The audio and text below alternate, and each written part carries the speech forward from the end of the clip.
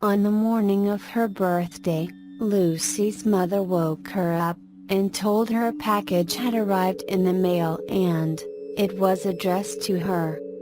The girl hurriedly unwrapped the gift, and was horrified at what she found inside. It was the most disgusting old doll she had ever seen. It was completely bald and its skin was cracked and caked in dirt. The worst thing of all was its teeth. They were long, pointy, sharp and beastly. They looked like an animal's fangs. With a shiver, she took the doll and threw it in a corner. Her mother scolded her, telling her that someone had gone to a lot of trouble to send her this antique doll. Her mother told her she had better appreciate it. Lucy tried to protest, but her mother would not listen. She forced the young girl to keep the doll. So, to put her mind at rest, Lucy stuffed the antique doll into the little cupboard under the stairs, behind a pile of shoes, where she wouldn't have to look at the ugly, evil little thing. It was not until a few nights later, when Lucy was lying in bed, that she heard a noise, a shuffling sound, which went on for about 5 minutes. Then, a brief dragging noise, and finally, a scuttling like light footsteps walking very fast. By now Lucy was shaking in her bed with fear, unable to move. Then, she thought she heard a faint raspy voice, whispering quietly from downstairs. Lucy always slept with the door open, and the landing light on, as she was a little scared of the dark. She heard the voice say, "Lucy, I'm on the first step," and then loud scrabbling again, as whatever was speaking apparently turned tail, and returned to its place of hiding. Lucy was so scared that she didn't sleep a wink that night, but laid in fear until the break of dawn, when her mother got her up for school. Lucy tried to explain to her mother what had happened the night before, but was so tired that, when her mother passed it off as just a dream, she began to believe it might be the case. Of course it wasn't.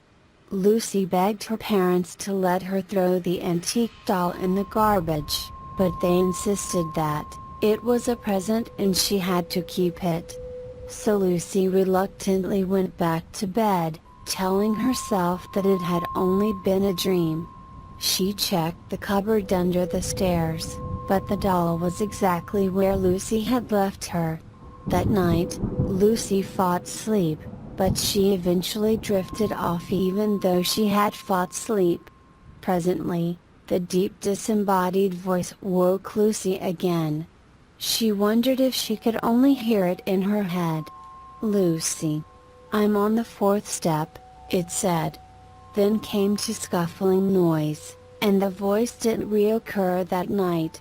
Lucy was crying by now, and again she didn't sleep that night. At school, Lucy told her friends about the doll, and of course they laughed at her.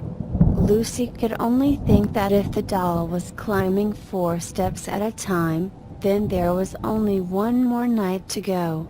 That night Lucy decided to shut her bedroom door. When her mother turned her light out, she asked why Lucy was no longer scared of the dark. Lucy replied that she was, and could she leave her light on instead of the hall light? But her mother pointed out that her bedroom light was so bright it would keep her awake, and said therefore Lucy agreed to just sleep without a light. She opened the bedroom curtains instead to light the room, a little anyway.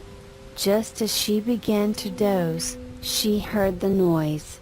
And then the voice came, very clear this time. "Lucy, I am on the top step."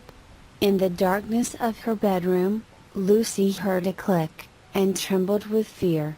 She wasn't sure, but she thought she could see her bedroom door opening very, very slowly. The next morning, Lucy's parents found her body at the bottom of the stairs. They guessed that she had been on her way to the toilet during the night, and in the darkness, had slipped and fallen down the stairs, breaking her neck. The antique doll was found beside her body, and was buried with Lucy. Everyone said what a tragedy it was. She loved that doll, said her mother. Now they can be together forever.